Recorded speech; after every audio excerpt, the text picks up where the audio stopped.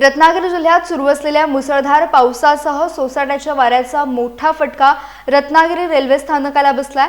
मध्यरात्रीच्या सुमारास रेल्वे स्थानकाच्या छताचा तब्बल 50 ते 60 फुटांचा भाग अचानक कोसळल्याने एकच खळबळ उडाली।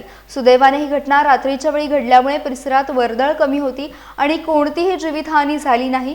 रेल्वे स्थानकाच्या छताच्या कामाचा ठेका सार्वजनिक बांधकाम विभागामार्फत एका खासगी कंपनीला देण्यात आला होता। विशेष म्हणजे गेल्या वर्षी या छताला गळती लागल्याची बाब समोर आली होती आणि या घटनेनंतर स्थानिक परिसरात सुरक्षिततेच्या दृष्टीने आवश्यक उपाययोजना करण्यात येत असून संबंधित यंत्रणांनी घटनास्थळी पाहणी सुरू केली आहे। या प्रकारामुळे रेल्वे स्थानकाच्या कामाच्या गुणवत्तेबाबत देखील प्रश्न उपस्थित केले जात आहेत। आता एक अर्धा तासापूर्वी एक वारा आला छोटासा, जसा वारा आला आणि ते पत्रे सगळे निकळले गेलेत। थोडासाच वारा आला, लागलं वगैरे काय नाही। माझी एकट्याचीच रिक्षा होती इकडे आणि एकटाच होतो मी। हो बघितलं मी। हा सकाळच्या इकडे 50 रिक्षा असतात।